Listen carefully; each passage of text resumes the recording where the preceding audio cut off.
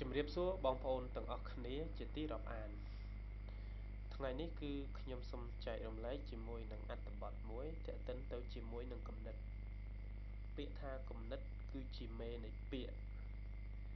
អ្វីដែលកើតមាននៅលើโลกនេះគឺផ្ដើមចេញអំពីគំនិតយើងអត់មានលុយប៉ុន្តែមានគំនិតតែលុយអាចកើតចេញមកពីគំនិតគំនិតគឺកើតចេញមកអំពីការអានការស្ដាប់ការសិក្សាការរៀនសូត្រការស្វែងយល់ការទស្សនាជាដើមការរៀនគឺមានអង្គ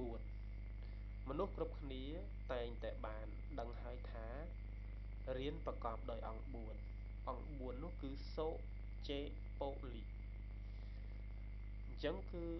អង្គ4យ៉ាងនេះគឺជាមូលធាតុឬក៏ធាតុនៃការរៀនផ្ដើមចេញអំពីចំណុចទាំង4នេះគឺយើងរៀនពូកែអូខេខ្ញុំសូមបកស្រាយនៅចំណុចទាំង4គឺសូមានន័យថាស្ដាប់មកពីពាក្យភាសាបាលីថាសុតាមយៈបញ្ញា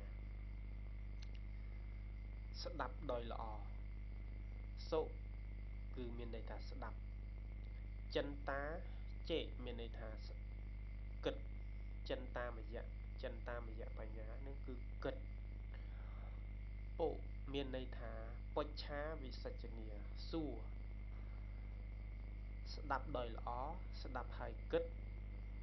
សុស្ដាប់ហើយគិតគិតហើយសួរសួរហើយលិចុងក្រោយគឺកត់ត្រាអញ្ចឹងគឺការសិក្សាគឺមានអង្គ4យ៉ាងនេះដែលជាហេតុនាំឲ្យកើត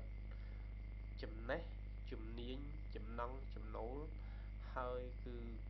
អាចនិយាយបានថាទៅជាមនុស្សដែលមានប្រាជ្ញាស្មារតីអរគុណជម្រាបលា